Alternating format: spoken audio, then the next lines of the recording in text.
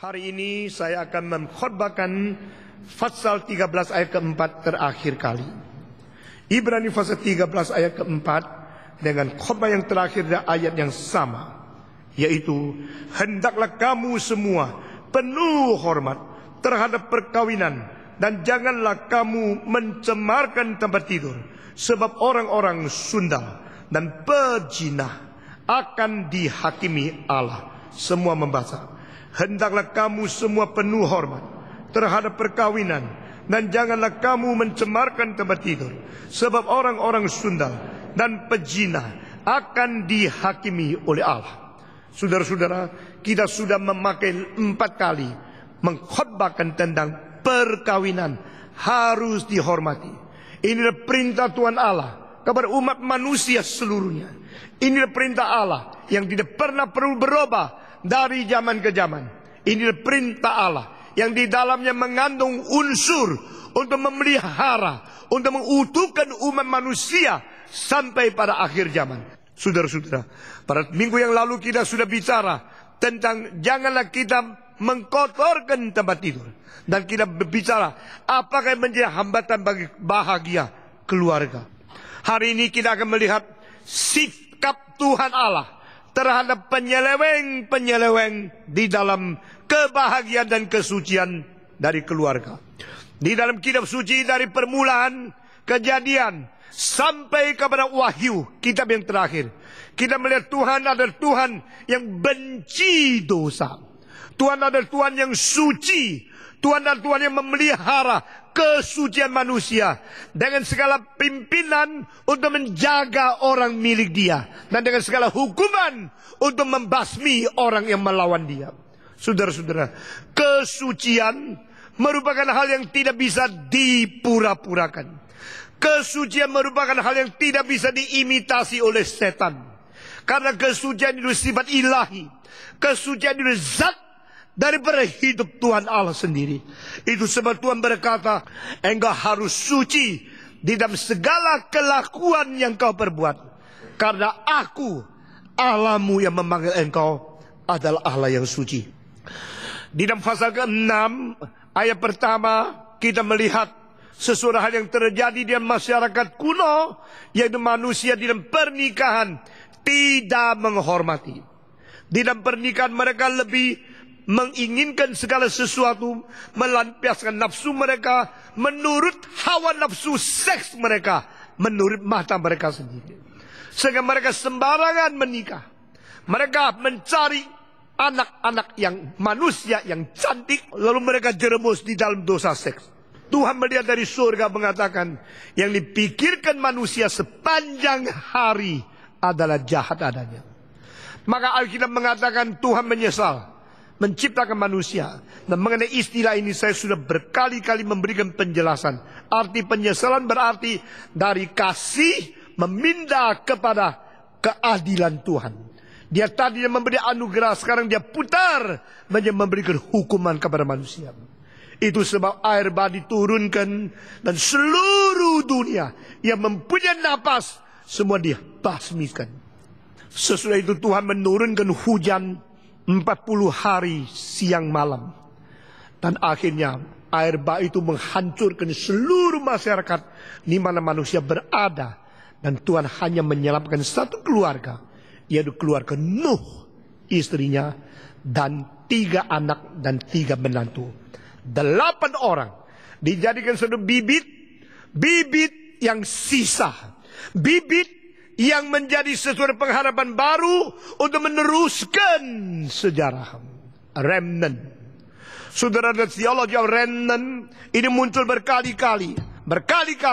Pada saat manusia terlalu rusak, Tuhan hancurkan generasi itu, sisakan satu bagian untuk meneruskan tugas dan misi Tuhan. Tuhan tidak peduli mayoritas. Tuhan tidak peduli masyarakat berapa persen yang setuju berbuat dosa. Dia akan hancurkan semua demi memelihara persentase minoritas yang mengerti kehendaknya. Prinsip ini bukan prinsip demokrasi. Prinsip ini prinsip teokrasi. Saudara, jangan ditipu oleh gejala banyak orang setuju. Itu benar. Banyak orang melawan Tuhan, Tuhan akan hancur. Tidak, Tuhan menghancurkan banyak orang. Banyak gereja yang jatuh di dalam dosa. Banyak gereja yang menyeleweng doktrin. Banyak gereja yang tidak tahu kehendak Allah. Karena begitu banyak, pasti Tuhan berkati. Tidak. Tuhan akan menyisakan sebagian orang yang benar-benar mengerti kehendaknya, benar-benar taat, dan benar-benar setia kepada Dia untuk memulai sejarah yang baru. Saudara-saudara, zaman Nuh pertama kali Tuhan begitu marah. Karena apa? Karena manusia tidak menghormati pernikahan. Manusia mengabaikan prinsip-prinsip keluarga. Manusia mengabaikan prinsip-prinsip seks. Manusia permainkan nafsu. Manusia tidak lagi mengutamakan Tuhan. Tak pernah Allah marah seperti itu. Sampai seluruh dunia dihancurkan. Hanya sisa 8 orang. Karena apa? Karena seks. Karena nafsu. Jangan kira permainan dan penghinaan terhadap dalil-dalil seks dan keluarga diinjak-injak kehormatan itu bisa lolos dari hukuman Tuhan. Perkawinan, setiap orang harus menghargai. Tempat tidur tidak boleh dicemarkan, karena pezina dan orang yang cabul akan pasti dihukum oleh Tuhan. Saudara-saudara, saya kira kita tidak perlu mengulangi lagi apa yang diceritakan tentang Nuh. Saudara-saudara, kedua kali kita melihat kemarahan Tuhan yang besar turun ke api berlarang untuk menghancurkan Sodom, Gomora, dan seluruh 5 kota sekitarnya. Semua dihancurkan karena apa? Karena seks, karena dosa. Sebelum Sodom Gomora dibakar habis, sebelum murka Allah menghancurkan kota-kota itu, maka Tuhan kirim 2 malaikat datang ke rumah Lot. Lalu diterima oleh Lot.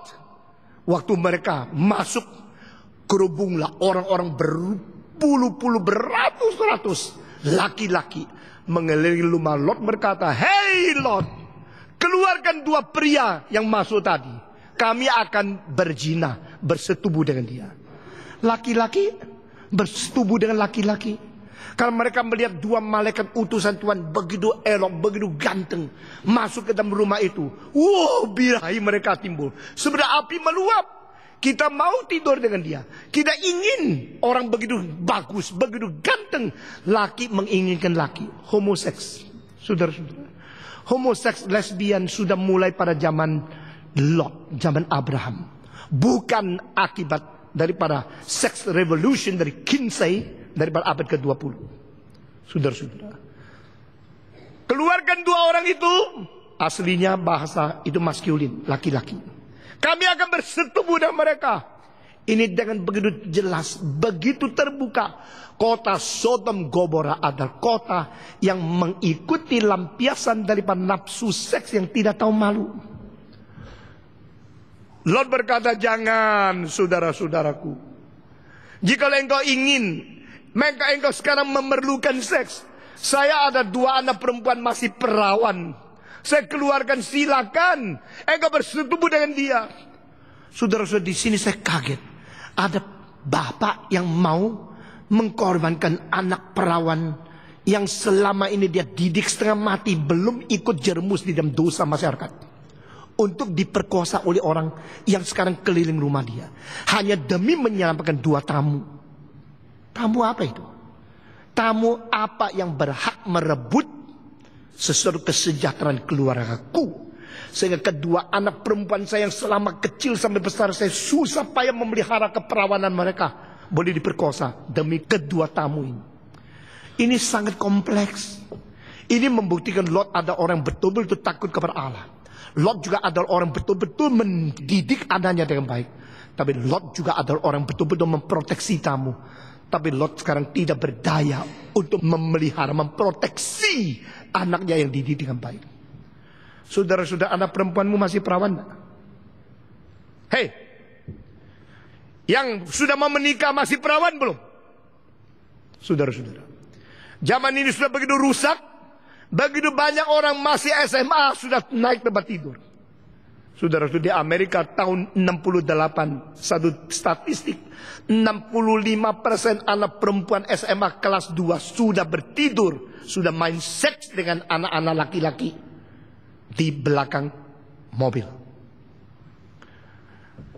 Ini zaman yang rusak.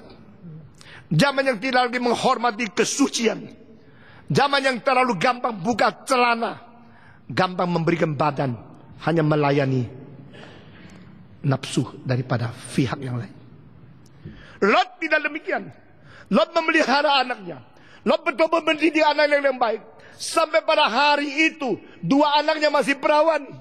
Tapi sekarang apa boleh buat? Mungkin saya dimatiin, saya semua akan dihancurkan. Dan kedua, utusan dari Tuhan Allah kalau dibunuh, bukankah itu resiko terlalu besar bagi saya? Lebih baik saya korbankan diri. Apakah itu tidak mengindahkan anaknya perempuan? Apakah itu diartikan adalah pengorbanan diri? Apakah itu penyangkalan diri demi menyelamatkan tamu? Itu keagungan atau keremehan daripada watak Lot? Saya tidak memberikan sesuatu keputusan. Tetapi saya tahu Alkitab mencatat Lot ada orang benar yang hati benarnya setiap hari bersedih karena dosa-dosa masyarakat di sekitarnya. Ini data Alkitab.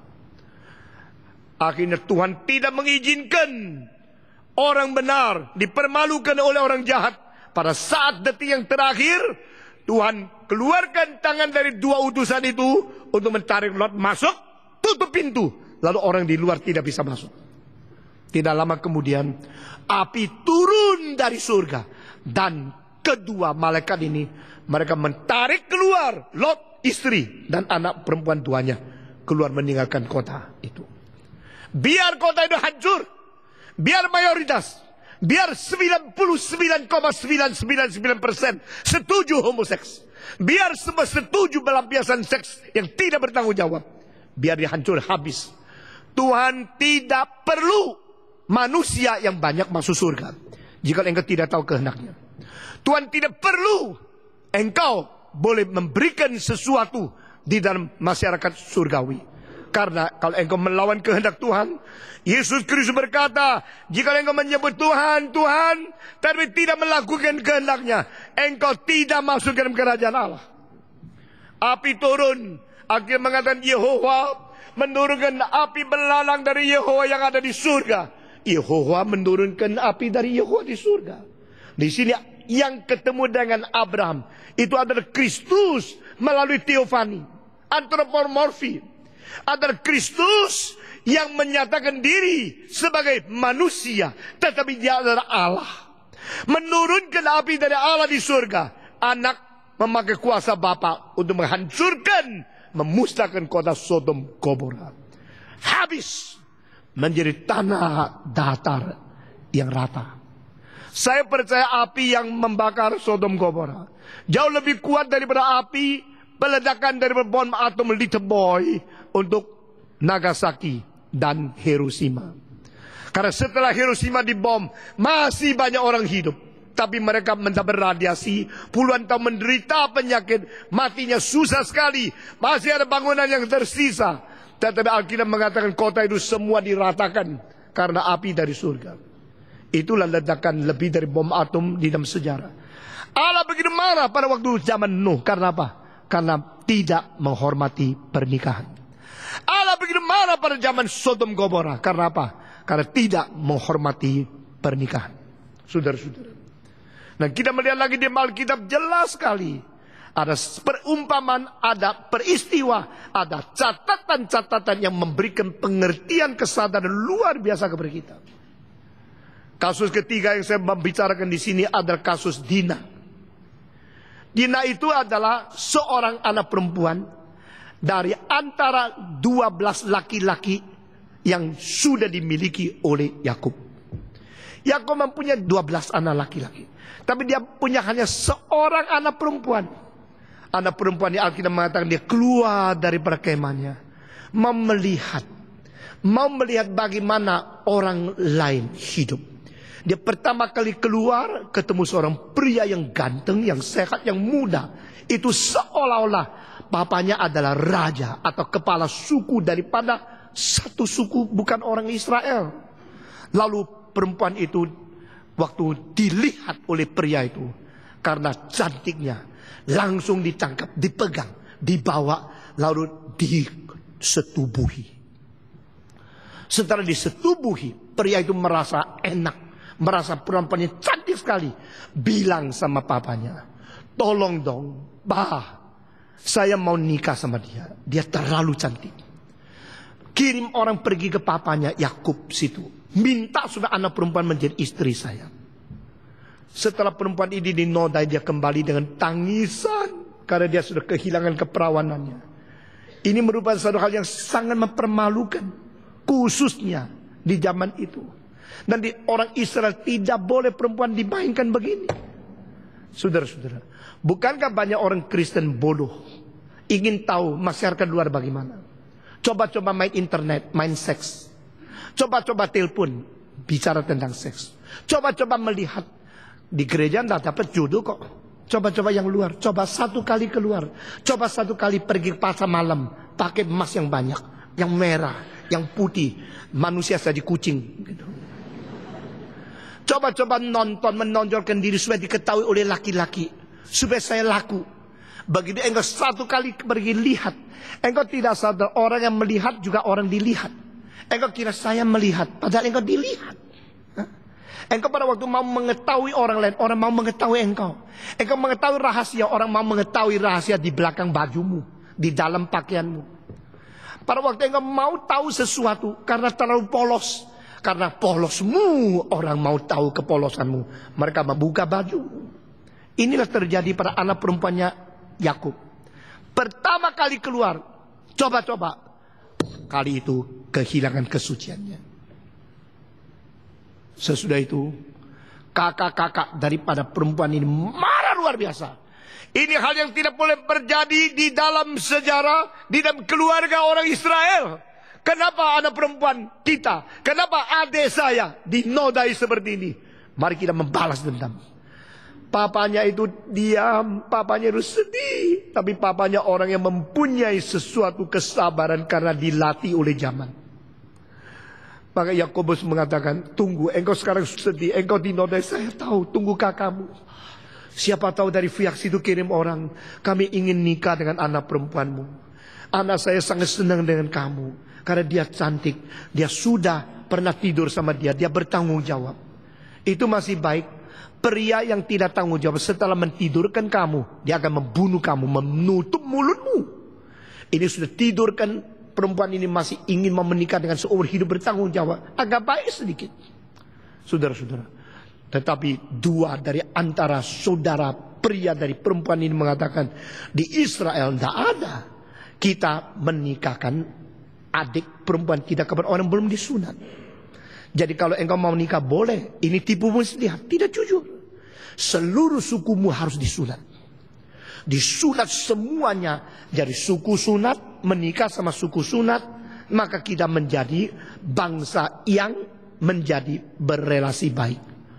Wah, karena cintanya sama perempuan ini, sampai dia membuat, sampai papanya setuju, seluruh tua-tua setuju, seluruh suku setuju. Maka di dalam hari itu semua pria dari suku itu disunat. Setelah sunat selesai, sudah sembuh, boleh nikah. Menjadi kawan akrab antara suku dan suku. Tidak, itu penipuan. Hari ketiga setelah disunat, maka kakak laki-laki dari perempuan ini pergi masuk kemah itu, membunuh seluruh suku. Laki-laki semua dibunuh habis. Kenapa tidak dilawan? Tidak bisa lawan. Kenapa? Terlalu sakit. Saudara-saudara, mata, bibir, dan alat kelamin mempunyai jaringan syaraf yang paling peka. Kalau di situ perlu operasi dan sebagainya, tidak gampang dan itu sakit luar biasa. Hari ketiga pada waktu mereka paling lemah, paling sakit, tidak bisa lawan, dibunuh habis. Dan mulai hari itu permusuhan antara bangsa menjadi satu persoalan ras. Karena apa? Karena sembarangan di dalam seks. Seorang laki-laki yang memperkosa orang lain mengakibatkan seluruh bangsa sendiri harus dibunuh habis. Karena apa? Karena tidak mengindahkan pernikahan. Saudara-saudara, jangan sembarang buka bajumu untuk orang lain. Jangan sembarangan masuk kamar orang lain. Jangan sembarang naik ke tempat tidur orang lain. Jangan sembarang mengiyakan permintaan seks. Saudara-saudara, Tuhan akan hukum akibat-akibat dari berseks yang tidak wajar. Itu kalau ditulis jadi buku seluruh dunia, mungkin separuh buku adalah isi cerita-cerita seperti ini. Setiap hari di surat kabar engkau bisa menemukan ada hal-hal seperti ini yang terjadi. Dan akibatnya tidak ada yang baik.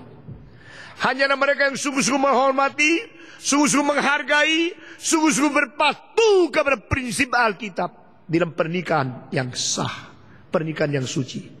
Itu memelihara kesejahteraan dan sukacita yang lengkap dan sempurna di hadapan Tuhan.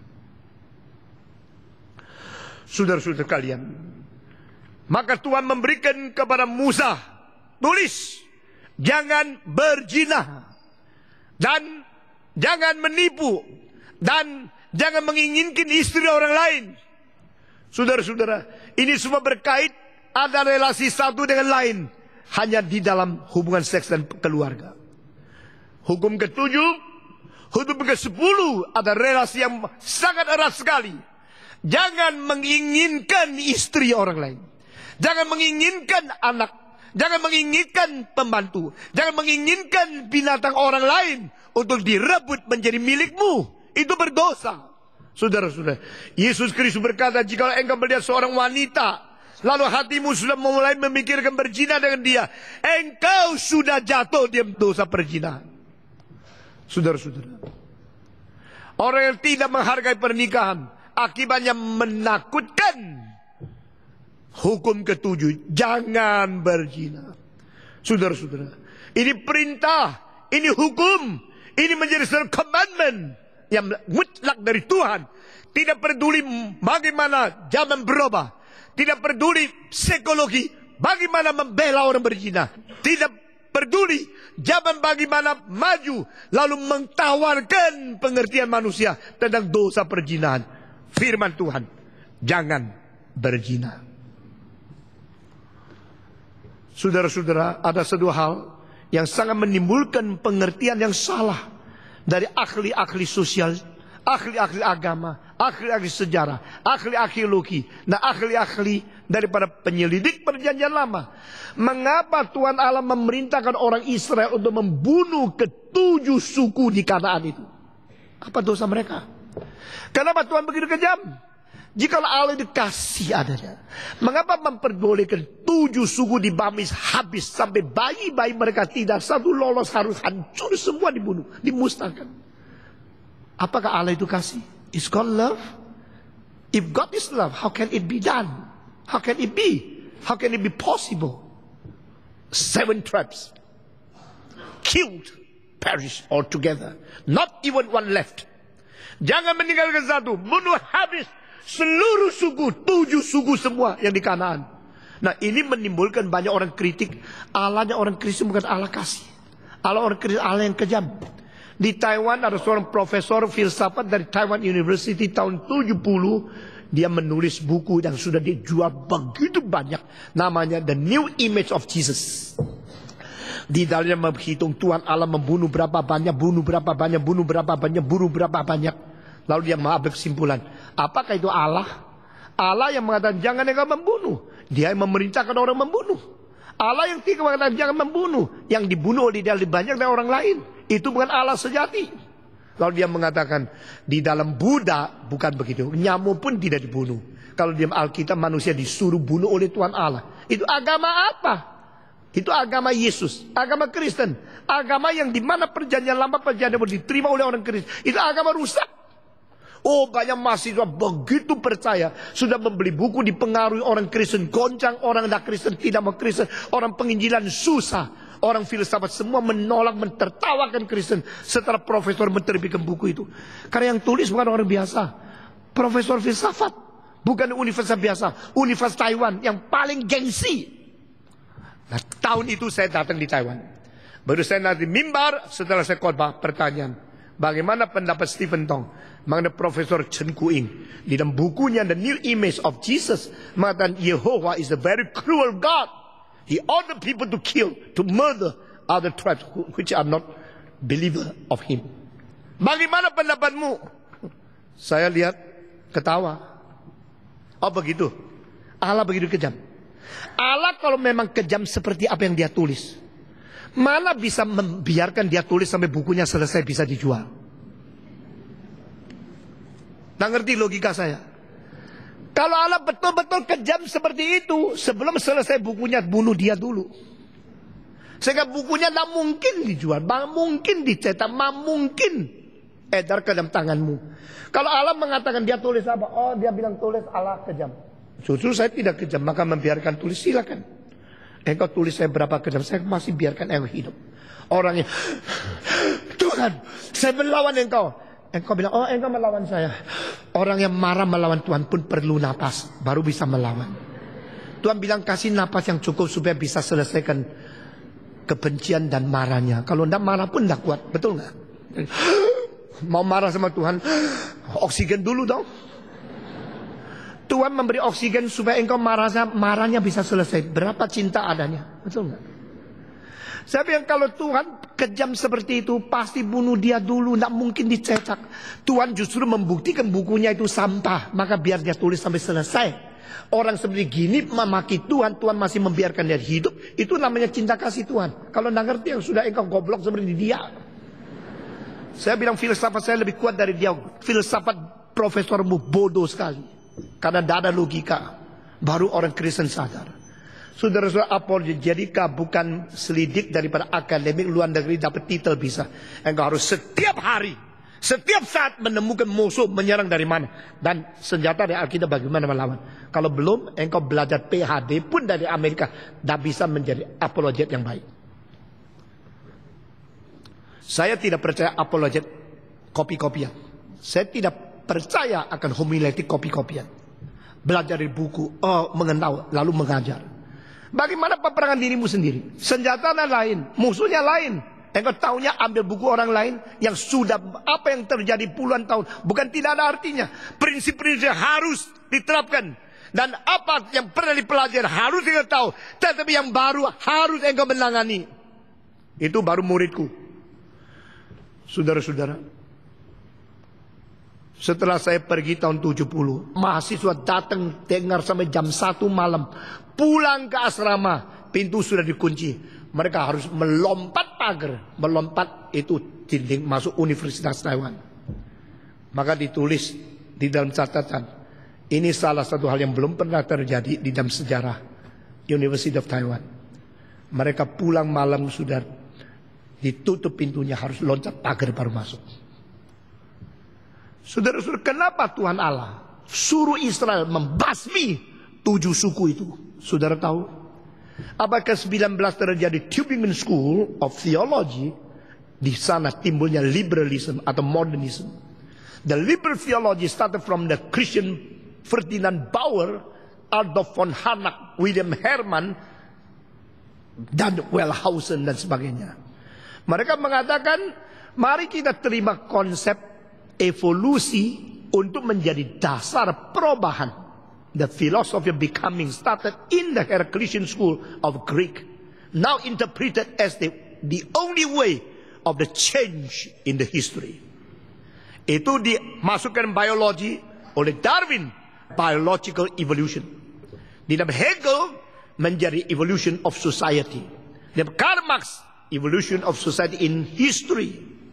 Itu nanti masuk ke dalam society. Itu menjadi satu teori evolusi daripada Spencer dan daripada itu Herbert Spencer dan Thomas Henry Huxley.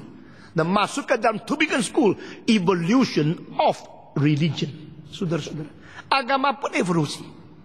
Pada abad ke-19 orang paling pintar cendekian sudah meninggalkan iman. Akademiknya kuat tapi hatinya kosong. Mereka percaya agama itu perlu evolusi. Agama permulaan itu animisme. Agama selanjutnya totemisme. Sesudah itu berubah menjadi politeisme. Politeisme berubah menjadi monoteisme. Sudah monoteisme berubah menjadi monoteistik.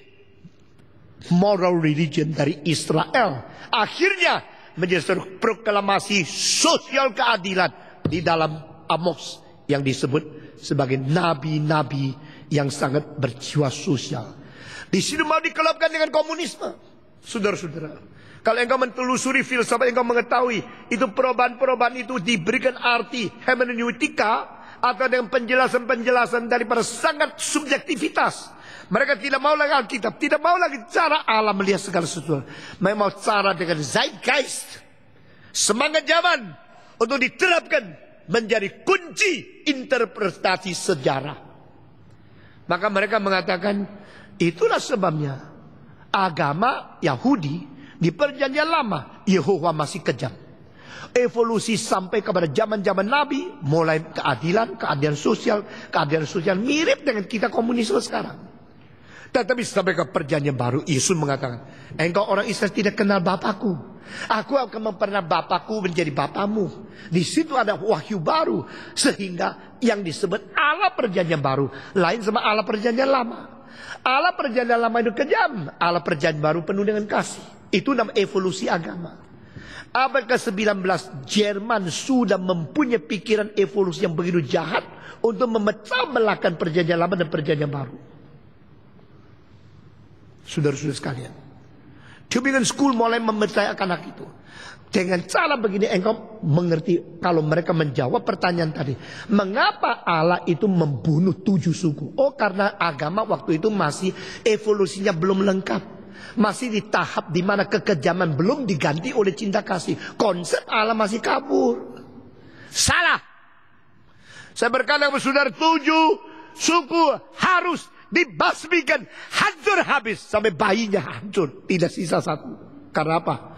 Karena arkeologi abad ke-20 menemukan apa yang tidak diketahui oleh teolog-teolog abad ke-19 menamakan diri orang akademis.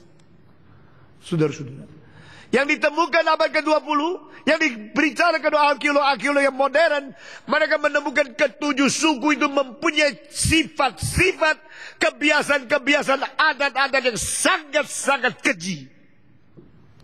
Bagaimana kejinya, you tahu? Mereka kalau masuk kuil menyembah dewa mereka. Mereka berdansa-dansa pakai musik yang ritmanya itu merangsang seks. Sudah berangsang-rangsang, akhirnya pria wanita yang berdoa bertari-tarian di dalam kuil mereka mulai kehilangan sadar, mulai kehilangan akan pikiran yang sehat, mulai diluapkan emosi, lalu mulai buka baju. Sudah buka baju di dalam agama, ritual agama, mereka buka baju telanjang bulat satu dengan lain, lalu mereka berzina sepanjang hari, bertukar-tukar orang. Maka Tuhan mengatakan, hancurkan, matikan mereka, satu pun tidak sisa. Apakah itu berarti Tuhan kejam? Tuhan kasih. Kalau Tuhan tidak memerintahkan orang Israel membunuh habis 7 suku itu, saudara-saudara, AIDS bukan timbul abad 20. AIDS timbul 3000 tahun yang lalu. Jikalau Allah tidak membasmikan 7 suku itu, manusia sudah basmi di dalam 2-3 generasi seluruh dunia. Justru karena Allah itu kasih adanya. Justru Allah yang kasih adalah Allah yang memproteksi manusia. Justru Allah proteksi manusia adalah Allah yang benci kepada dosa. Itu sebab Allah memerintahkan bunuh habis seluruh suku yang berzina seperti itu. Kuil-kuil mereka tidak lebih baik dari tempat pelaturan. Tempat agama mereka ada tempat-tempat yang menjadikan manusia paling biadab. Saudara-saudara, laki-laki, perempuan, semua berzina di dalam tempat agama. Oh, kasihan luar biasa. Kenapa mereka berzina di agama? Karena mereka mau Allah yang memberikan kesuburan, Allah yang memberikan kepada mereka kekayaan, Allah yang memberikan mereka kesuksesan, Allah mereka memberikan mereka panen yang besar. Jadi di dalam dewa-dewa yang disebut Istorat, di dalam dewa-dewa yang disebut Allah yang begitu penuh dengan anugerah, adalah satu dewa perempuan yang payudaranya berpuluh-puluh semua di sini. Berarti dia akan memberikan kecukupan kepada semua orang. Siapa minum susu dari dia, dia cukup. Karena payudaranya banyak.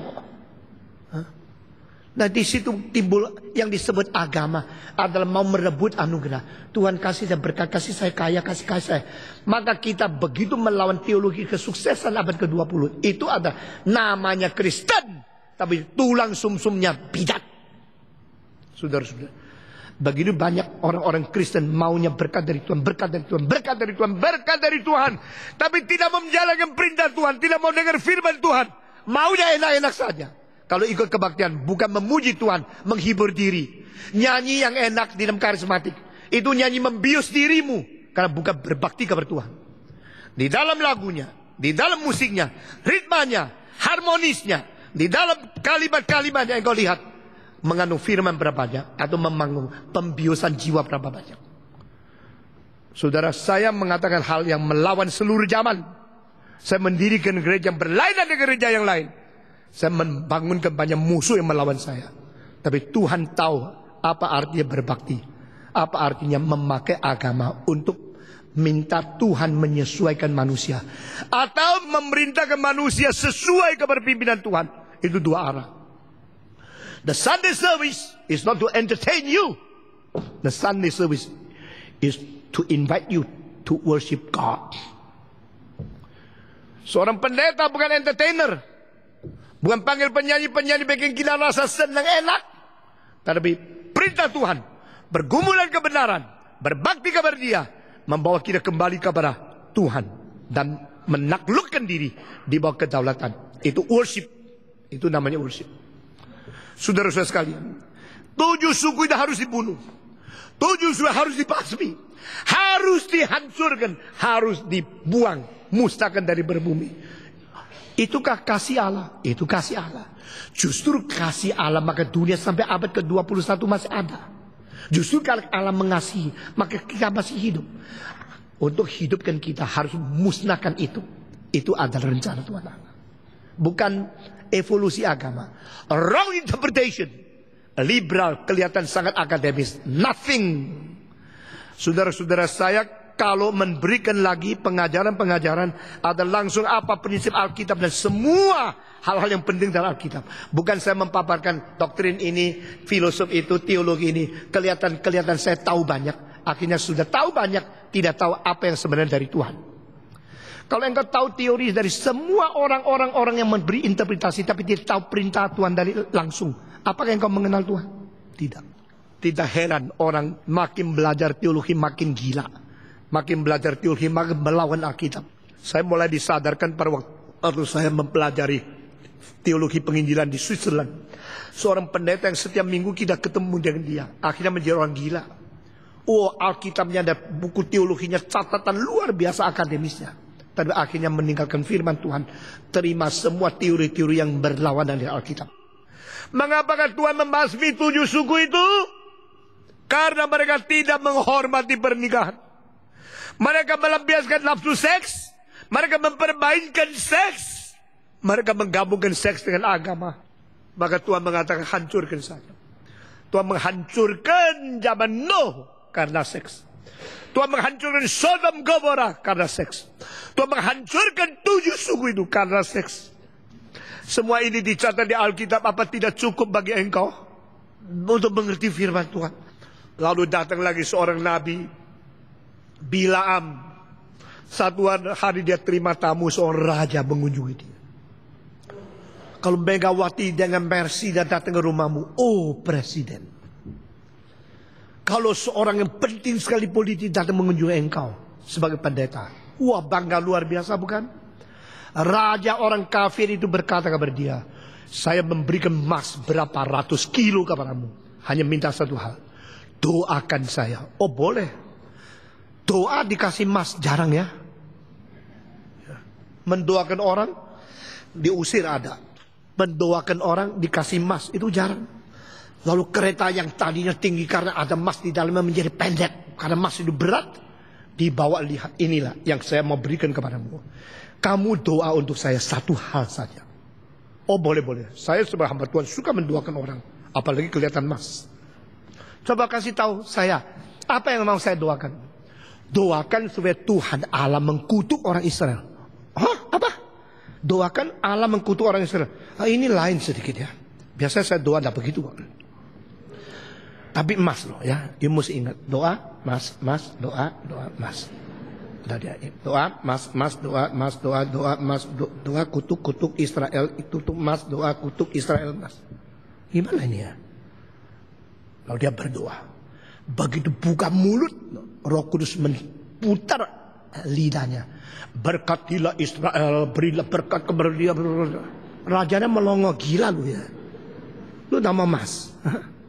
Wah, raja itu pulang pikir, kenapa ya kok dia nama kutuk ya? Oh, masih kurang. Ditambah lagi Mas, lebih banyak. Tolong dong kutuk Israel. Tolong dong kutuk Israel. Berkali-kali Bilaam tidak mungkin, tidak sukses mengkutuk Israel.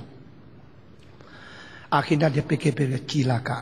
Kesempatan dapat emas itu tidak banyak loh. Ini kalau saya dapat ini bukan korupsi loh. Ini legal.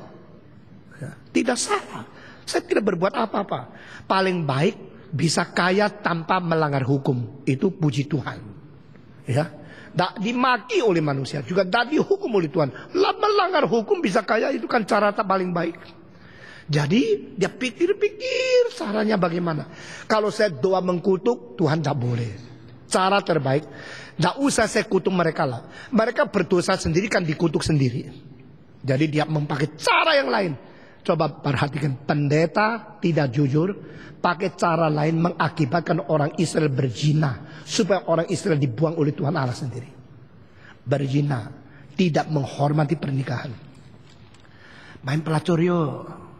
Saya kirim itu perempuan-perempuan Filistina yang cantik-cantik, yang 3 ukurannya standar. Wow, kalau jalan itu modelnya memang belum dilatih, sudah modelnya model.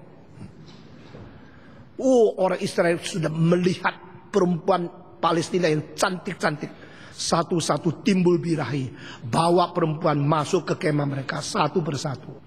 Tuhan di surga melihat anak bangsa Tuhan itu jatuh. Dan Tuhan satu-satu yang mengetahui. Belakang ini siasatnya Nabi Bilaam. Ada pendeta yang hatinya jahat. Bukan tidak ada. Ada pendeta yang lebih jahat daripada orang biasa. Mempunyai cara bekerja di belakang, tapi di luar layar dia tetap memberi doa, memberikan berkat kepada bangsa Tuhan. Saudara-saudara, hari itu Tuhan menurunkan wabah untuk menghukum orang Israel, banyak yang mati. Tetapi ada seorang pemuda yang melihat seorang Israel membawa seorang pelacur masuk ke kemahnya. Dia melemparkan panah dari belakang, menusuk, menembak sampai masuk ke dalam jantung dan orang itu mati. Sesudah itu dibasmikan, berhentilah kemarahan Tuhan. Saudara, ini semua kasus di Alkitab memberitahu kabar kita berapa Tuhan membenci orang yang berzina. Berapa Tuhan merasa itu keji dan Tuhan menghentikan, Tuhan menghukum mereka yang mencabut. Saudara-saudara sekalian, saya kira kalau satu persatu kita katakan di bawah kitab, itu tidak habis-habis. Contoh selanjutnya adalah Raja Daud. Raja Daud waktu berada di atas istana, di tempat tidur, sudah dia bangun, dia di atap jalan-jalan, lihat ke bawah, ada perempuan cantik yang mandi tidak tutup pintu. Hei, perempuan, tutup pintu ya. Waktu kau mandi, kunci pintu double. Perempuan yang suka mempamerkan tubuhnya, jahat. Perempuan yang suka pakai pakaian terlalu tipis, bukan saja berdosa, cepat influenza. Saudara-saudara. Perempuan yang selalu mempamerkan tubuhnya untuk laki-laki, itu pikiran tidak baik. Saudara-saudara, kenapa hari itu ini perempuan mandi tidak tutup pintu? Kenapa mandi itu di tempat terbuka, dekat tempat raja? Ini sudah mempunyai sesuatu pikiran yang tidak baik. Dan tubuh yang cantik sama mata yang serakah, itu ketemu menjadi api perzinahan. Daud melihat, wih, nyonya saya tidak secantik seperti itu. Lalu dia mulai mikir, alangkah baiknya kalau dia bukan di situ, tapi di tempat tidurku. Panggil dia, panggil dia. Tanya, dia sudah nikah belum? Oh Tuhan, paling baik dia belum nikah ya Tuhan. Belum dimiliki oleh siapa-siapa. Saudara-saudara, waktu ditemukan, oh sudah ada suami. Wah, kecewa separuh. Suaminya kerja apa? Puji Tuhan, jadi tentara, sering tidak di rumah. Kesempatan bagus. Saudara, puji Tuhan karena apa? Karena kesempatan bagus. Daud berzina dengan dia, lalu mengirim surat, suruh orang-orang jenderalnya mengatur sehingga suami daripada perempuan itu ditaruh di tempat paling depan supaya cepat mati. Saudara-saudara, Daud seumur hidup disebut orang yang berkenan kepada hati Tuhan, tapi pada saat ini menjadi pakai setan seperti ini. Suaminya sudah dipanah, sudah mati, lalu dia kirim orang untuk membawa dia ke istana. Tetapi sebelum itu perempuan ini sudah kirim orang ke istana berkata, saya sudah hamil. Ini semua berarti mereka sudah mempunyai rencana. Mereka tidak memelihara kesucian keluarga. Yang perempuan tidak setia kepada suaminya, yang laki tidak setia kepada istrinya. Mereka main-main di belakang. Saudara-saudara, Tuhan tidak lihat. Tuhan mengampuni karena engkau raja, karena engkau orang terkenal, boleh sembarangan. Tidak. Tuhan kirim orang untuk datang memberikan teguran kepada Daud. Nabi Nathan masuk istana dengan tidak segan, dengan tidak takut, dengan belak-belakan, dengan berani mengatakan, engkau orang berdosa, raja. Saudara-saudara, Daud kira tidak ada orang tahu. Tidak ada orang tahu, maka dia rasa aman. Kalau tidak ada orang tahu boleh sembarangan. Jangan kira tak ada orang tahu boleh sembarangan.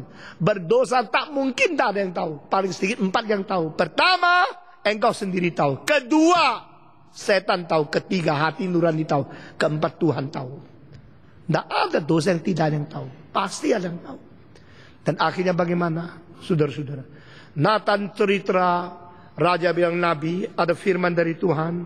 Ada. Apa yang kau katakan kepadaku? Saya mau cerita. Mau cerita? Cerita apa? Ada seseorang yang mempunyai domba yang banyak sekali. Tetapi sebelahnya orang miskin cuma domba kecil satu. Satu hari ada tamu datang kepada dia. Waktu dia memberikan jamu kepada tamu, dia memotong dombanya, sayang domba sendiri. Dia curi domba sebelah yang hanya satu domba itu. Lalu dipotong, dimasak untuk menjadi hidangan, untuk menjamu tamu. Wow, Daud marah sekali, ketidakadilan terjadi di negaraku. Ada orang domba begitu banyak masih curi domba tunggal dari orang lain. Kurang ajar, orang itu harus mati. Pada waktu Daud marah sekali, saudara-saudara, Nathan mengatakan, kau orang itu. Kita terlalu gampang mengkritik orang lain, tapi diri kita selalu buta melihat kelemahan kita. Daud diberikan satu kalimat yang begitu keras oleh Nabi. Tidak peduli engkau sekarang membunuh aku atau tidak. Saya menyampaikan firman Tuhan. Kaulah orang itu. Engkau telah berzina. Engkau telah membunuh Uria. Engkau telah berzina dengan Batseba. Engkau harus dihukum. Raja dikoyak-koyakkan mukanya, marah tidak? Daud tetap adalah orang yang takut kepada Tuhan. Dia diam, mendengar. Dan sekarang dengar firman Tuhan. Pedang dan pisau tidak akan meninggalkan keluargamu. Keluarga keturunanmu banyak yang mati karena dibunuh. Raja diberikan kutukan seperti itu. Daud tidak bisa apa-apa, karena Tuhan lebih besar. Tuhanlah raja yang sejati. Daud taat. Saudara-saudara, hasil hamil itu akhirnya mati. Bukan saja demikian, Absalom mati. Bukan saja demikian, itu Amnon mati. Bukan saja demikian, anak yang satu lagi mati di tempat bait Allah. Dibunuh karena dia kira lari kepada Tuhan bisa diproteksi oleh Tuhan sendiri. Akhirnya dibunuh habis. Di dalam keturunan Daud, 4 yang harus mati tidak wajar. Karena apa? Tidak menghargai pernikahan. Saudara-saudara, kalau kita teruskan lagi, saya mengambil satu contoh lagi. Lalu terakhir akan menjadi bagaimana Tuhan mengakhiri dunia.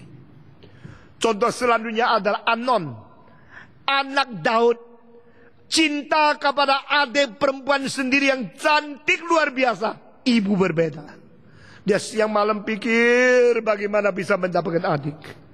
Karena dia adik, saya sulit mendapat. Justru karena dia cantik, saya ingin dia. Karena ingin dia tapi dia adik, tidak bisa mendapat. Apakah hal lebih susah daripada begitu sayang tapi tidak mungkin? Dia pikir sampai mati, sampai sakit. Lalu temannya tanya, ada apa anak raja kok susah begitu? Saban hari merungut. Ceritakan sama saya kan kawanmu yang akrab. Gitulah, saya tidak kasih tahu orang lain, saya kasih tahu. Aku cinta adik saya sendiri. Kalau itu adik saya tidak mungkin nikah sama dia. Dan saya susah sekali. Oh gampang. Kamu anak raja kok. Bilang sama raja, kalau engkau pura-pura sakit, perlu perempuan melayani engkau. Paling baik adik sendiri. Kan papa itu kira adik melayani kakak, nggak apa-apa kan? Itu kesempatan kamu. Ada orang jahat seperti ini. Dan Daud bagaimana pintar pintar sama orang jahat. Dia bilang, Pak aku sakit. Daud seorang ayah yang baik. Anak begitu banyak, siapa sakit dibesuk. Waktu Daud datang membesuk Amnon mengatakan kepada papa, aku sakit dan aku sangat lemah. Aku perlu makan roti. Paling baik panggil adik saya perempuan Tamar itu untuk datang panggang roti untuk saya. Tamar, layani kakakmu ya. Dia lagi sakit. Engkau masuk rumahnya, bikin kue untuk dia. Di situ dia perlu kue yang kamu bikin, karena engkau pintar bikin kue. Adik melayani kakak kan baik kan. Amnon taat. Daud yang memberi perintah. Itamar masuk ke dalam kamar Amnon. Sesudah di situ, kue sudah jadi koko. Silakan masuk. Masuk pintu. Semua orang keluar. Pintu ditutup. Dibuka pakaiannya, diperkosa. Kakak sendiri memperkosa adik sendiri. Tamar mengatakan, engkau jangan memperkosa saya, jangan menodai saya adikmu. Kalau engkau betul-betul inginkan saya bicara sama bapak, dia raja, mungkin dia memberikan aku kepadamu. Tunggu aja, tidak usah banyak bicara. Laki-laki dengan kekuatan fisik yang lebih besar, lalu menodai perempuan yang fisik lebih lemah. Barang siapa dengan tangan yang lebih besar pukul istri, itu bukan gentleman, itu bajingan. Saudara-saudara, pria-pria jangan pukul istrimu. Pria yang mempunyai kekuatan besar memperkosa perempuan yang kekuatan lebih kecil, engkau binatang liar, engkau bukan manusia.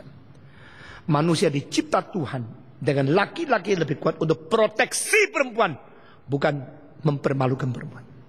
Semua suami berhak dan bertugas membela, memproteksi istri, bukan menghina dan memperkosa. Semua pria harus menghargai wanita, meskipun mereka lebih lemah secara fisik. Mereka bisa bertugas untuk meneruskan bangsa, umat manusia dan masyarakat. Hargailah mereka. Saudara-saudara sekalian, Amnon telah merusak diri. Amnon menginjak-injak kehormatan laki-laki. Setelah dia memperkosa, dia lihat, loh kok sama begitu ya. Perempuan itu sama begini, yang saya inginkan sampai mati-matian, ternyata sama begini. Berapa menit selesai, dia mulai benci sama perempuan yang diperkosa. Kurang ajar enggak? Saudara, saya kalau menganalisa ini dengan psikologi, saya kira dia menganggap dia yang dipermalukan oleh perempuan ini. Gara-gara kau cantik, saya sekarang berdosa. Gara-gara kau muda, cantik, bikin saya sekarang menjadi pria yang tidak berharga. Karena saya perkosa, mendapatkan permainan 2-3 menit, 5 menit, sudah puas, sudah saya sekarang merasakan apa itu seks. Cilaka, nama saya tidak bisa balik lagi. Seumur hidup saya dinodai karena nama saya, reputasi saya di antara keturunan Raja Daud, keturunan anak-anak raja. Saya ini yang memperkosa adik. Saya akan dipermalukan gara-gara kamu. Kalau tidak ada kamu, saya tidak berkosa. Kalau tidak ada kamu, saya tidak berdosa. Mulai benci. Saudara-saudara, itu namanya cinta. Cinta menjadi benci. Cinta sama benci sama satu garis saja perbatasannya. Dan garis itu tidak ada jaraknya. Garis itu tidak ada besarnya. Hati-hati dengan orang mengatakan, saya sangat cinta engkau, saya mau bersetubuh. Malam ini juga. Malam ini engkau setubuh, besok engkau dibuang. Berapa banyak perempuan begitu bodoh hanya karena dengar kalimat yang manis. Engkau adalah wanita yang paling cantik yang aku pernah lihat sepanjang hidupku. Engkau tidak tahu kalimat itu dikatakan sama orang lain kemarin, dikatakan sama orang lain besok. Saben hari ulang-ulangi tape recordernya. Kau tidak tahu kau ditipu satu-satu menjadi mangsa. Perempuan itu mengatakan, kakak jangan usir saya. Sekarang engkau sedang memperkosa saya, mengusir saya. Dosamu sekarang lebih besar dari dosa sebelum ini engkau memperkosa saya. Tidak usah bicara, keluar. Saudara-saudara, orang egois hanya pentingkan dirinya, tidak pentingkan apa yang menjadi korban dia. Orang Yahudi hanya sedang berdosa, sedang bersalah. Hanya melihat berapa banyak kerugian yang diterita dan akan datang kepada dia. Tidak tahu apa yang dirasakan oleh orang yang diperkosa. Sudah memperkosa, mengusir, tutup pintu. Lalu dia kira selesai. Sejarah tidak berhenti di situ. Setiap yang kau kira adalah titik akhir akan menjadi gelombang kedua, menjadi titik permulaan. Kalimat ini didengar. Your omega point will become the next time alpha point. Setiap titik omega akan menjadi titik gelombang kedua sebagai titik alfa. Saudara-saudara, setelah Daud tahu akan hal ini, dia sedih luar biasa. Ternyata saya orang tua yang banyak pengalaman ditipu oleh anak muda yang kurang ajar. Minta adiknya melayani padahal dia mau tubuhnya adik. Dia memperkosa, bikin malu. Tadi Daud bisa bicara apa? Dia sendiri main perempuan dengan yang lain. Hei orang tua pemuda-pemudi. Engkau menginginkan anak-anakmu pada waktu remaja menjadi orang yang baik. Mengapa engkau tidak menjadi contoh supaya mereka boleh menteladani kamu? Saudara-saudara, Daud hanya bisa nangis. Dia tidak bisa berubah. Dia tidak berkekuatan mendidik lagi. Kekuatan mendidik bukan datang dari buku pendidikan. Kekuatan pendidik bukan dari S2, S3 atau S apa. Kekuatan pendidik adalah engkau betul menjaga kesucian, menjadi orang yang anggun, menjadi teladan. Sehingga teladanmu mendukung kalimatmu. Engkau berbicara kepada anak. Setiap kalimat itu didengar, masuk ke dalam hati, bukan hanya ke telinga dan otak saja. Daud harus menelan kalimat nubuatan daripada Nathan. Dan dia melihat sendiri. Anak dari Batseba mati. Anon dibunuh. Absalom dibunuh. Anak laki. Satu lagi dia tidak lihat. Setelah dia mati baru itu mati. Pedang dan pisau. Tidak akan meninggalkan keluargamu Daud. Meskipun kau raja. Kau mempunyai pangkat tertinggi. Mempunyai kedudukan yang paling hormat. Daud. Keluargamu tidak lepas daripada bunuh. Daripada kemusnahan, daripada hukuman Tuhan. Karena apa? Tidak menghormati pernikahan. Terakhir, zaman akhir sebelum Yesus Kristus datang, manusia akan sembarangan menikah. Manusia akan melepaskan seks. Manusia akan tidak bermoral. Yesus berkata bahwa ada manusia datang kembali, boleh bertemu dengan orang beriman dan bermoral. Ini membuktikan dunia akan makin rusak. Dan hukuman tidak mungkin tidak datang kepada dunia. Saudara-saudara, tahun 79 AIDS mulai menjalar. Sekarang sudah ratusan juta. 3 hari yang lalu seorang ilmuwan mengatakan SARS tidak mungkin hilang dari bumi. Akan hidup bersama dengan umat manusia untuk selama-lamanya di atas bumi ini. Dan autumn, musim dingin yang akan datang tahun ini, SARS akan merambat lagi ke seluruh dunia. Karena suhu dingin baik untuk virus itu hidup. Saudara-saudara, saya tidak berarti SARS akibat daripada dosa zina. Tetapi dunia menjelang hari kiamat, makin kita tidak menghormati firman Tuhan, makin banyak hukuman dari Tuhan.